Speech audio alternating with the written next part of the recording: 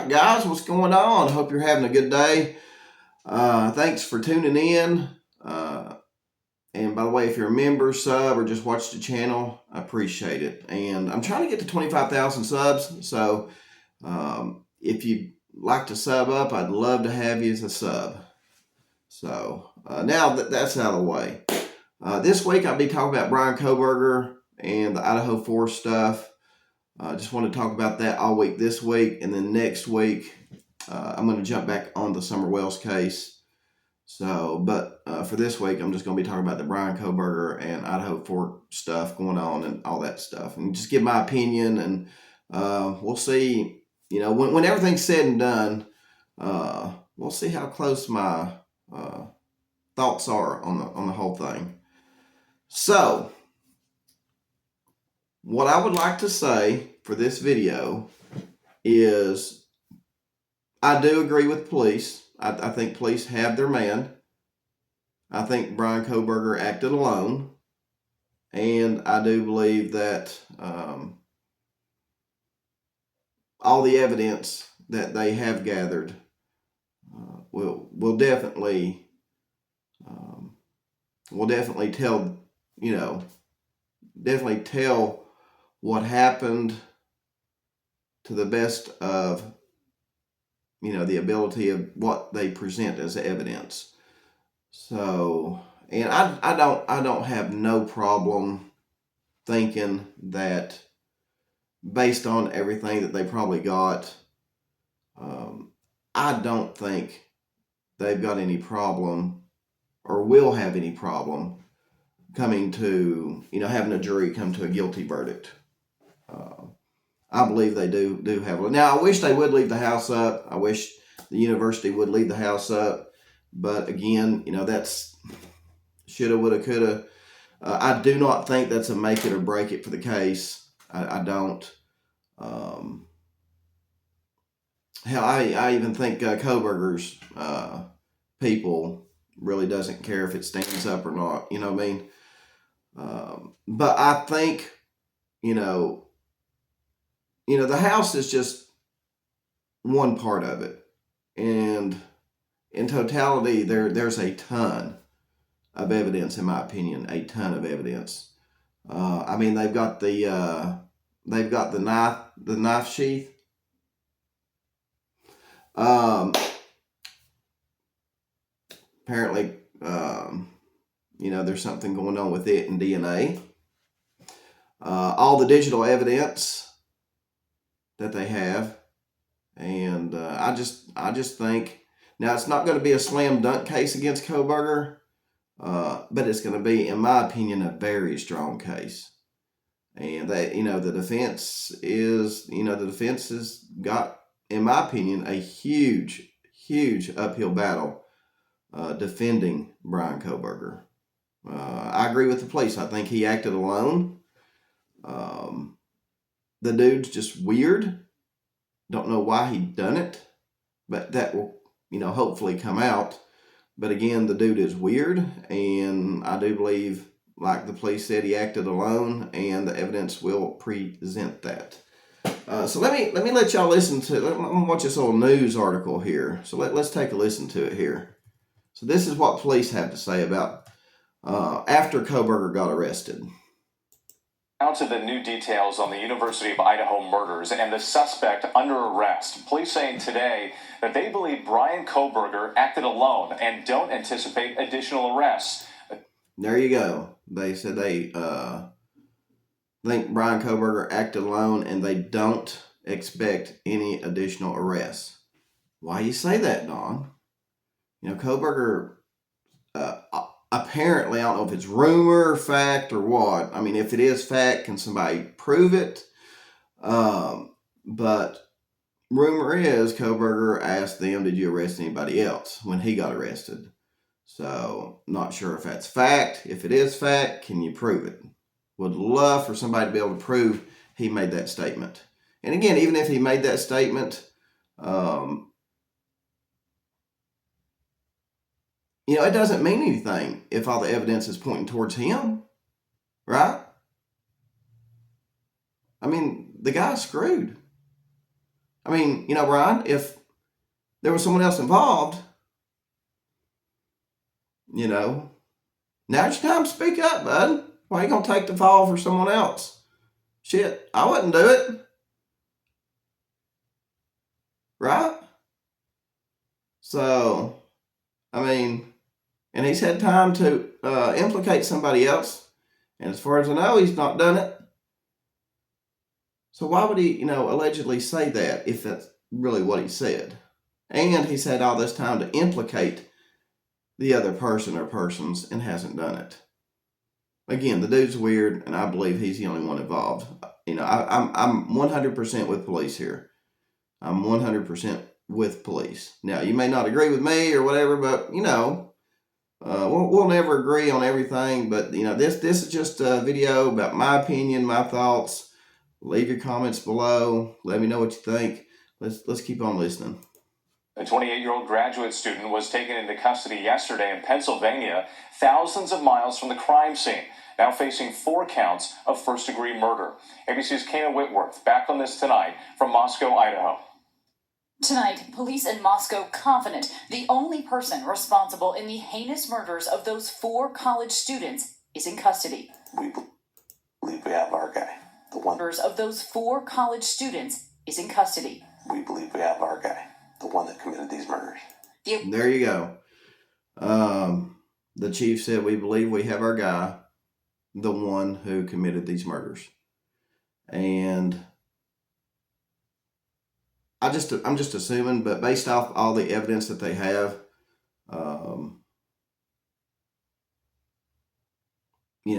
because not only was, Moscow Police Department involved in this, the Idaho State Police was involved, the FBI was involved,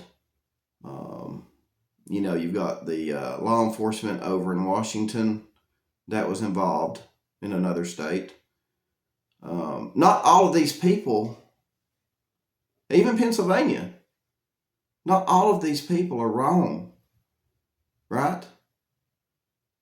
Not every one of these law enforcement agencies are wrong about the suspect here.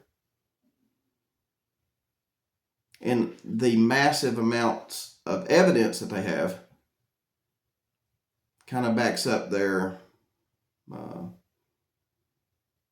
claim, right? We have our guy, and he's the only one who committed this crime. The alleged killer, 28-year-old Bryan Kohberger. Chief James Fry confirming to ABC News this white Hyundai Elantra seen in surveillance video from a nearby gas station the night of the murders belongs to Kohberger, saying he was the only person inside. The car now in police custody after being taken from Kohberger's parents' home in Pennsylvania. Law enforcement sources saying police used DNA technology to help track down Kohberger 2,500 miles away. What was it? So there you go. Now, how out of the massive amounts of people that were in and out of that house, how did they link it to Bryan Kohberger through DNA? That right there is what the defense is going to have a hard time with. What's it like to start zeroing in on Bryan Kohberger? It's stressful. You know that this individual is out there somewhere. We knew that there was going to be an arrest made in Pennsylvania. That's still, even though we're here, it's stressful here. Kohberger living just 10 miles from the crime scene in Pullman, Washington, where he had been working towards his PhD in criminology at Washington State. To find out it was our neighbor, it was very horrifying. Those who Oh yeah, that was the neighbor. Remember, Bryan Kohberger talked to his neighbor and was telling him about the the crime, and that he heard it was a crime. They're saying it was a crime of passion. I still can't wait for all this to come out and to figure out, in my opinion, yeah, it was a crime of passion. But what led up to it? that's what I can't wait to hear. What led up to it, and you know, it's just what triggered him. What triggered him? That's what I want to know. Knew the alleged murderer, left stunned by his arrest. It was just a shock. He was always nice to me, maybe not to other people. Now, authorities have not released any information on a possible motive or connection between Kohberger and the victims, but Kohberger's lawyer saying that he wishes to be quickly brought back here to Idaho so that he may be exonerated. Now, once he appears here in court, that official arrest affidavit will be unsealed, and we will learn a lot more about the prosecution's case against him. Well, we're still waiting. We're still waiting for him to be exonerated. I mean, sound like they're 100% sure that police have the wrong guy.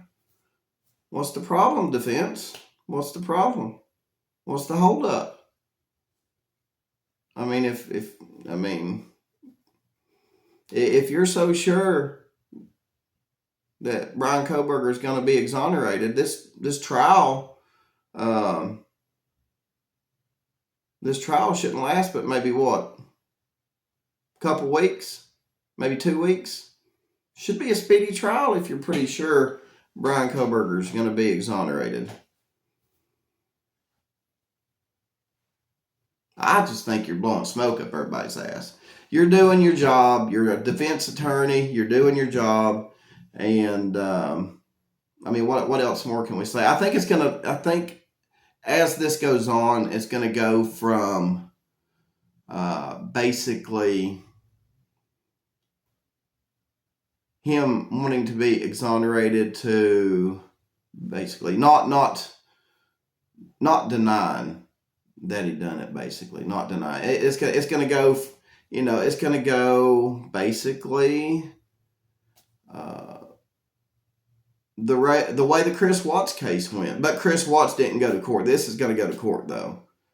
It's going to go from I didn't do it to we all seen the interrogation, the polygraph, and then ultimately Chris Watts confessing.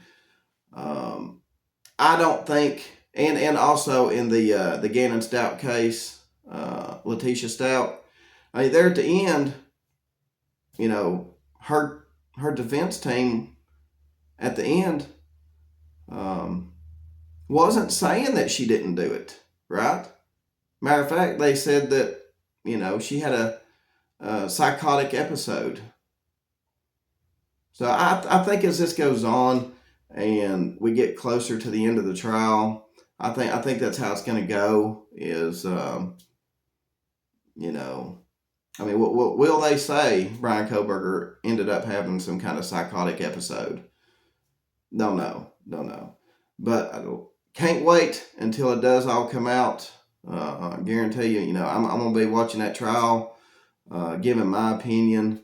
I'm already giving my opinion, so this is kind of like a pre-show opinion, if you will, a pre-trial opinion. So let's see how close I am.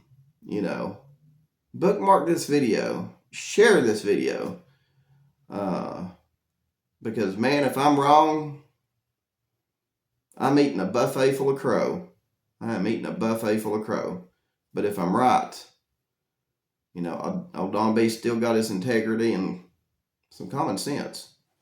So anyway, guys, let me know what you think. Drop some comments below. Do you think, as this trial wraps up and comes to an end, that it'll go from Kohberger wanting to be exonerated to basically the defense saying, giving some excuse on why he done it? I think they will. So anyway, guys, drop your comments below. Share the video if you will. Bookmark it, because we're going to be coming back to it, when the trial's over. Mark my words. That's all I got to say. And I'll see y'all tomorrow.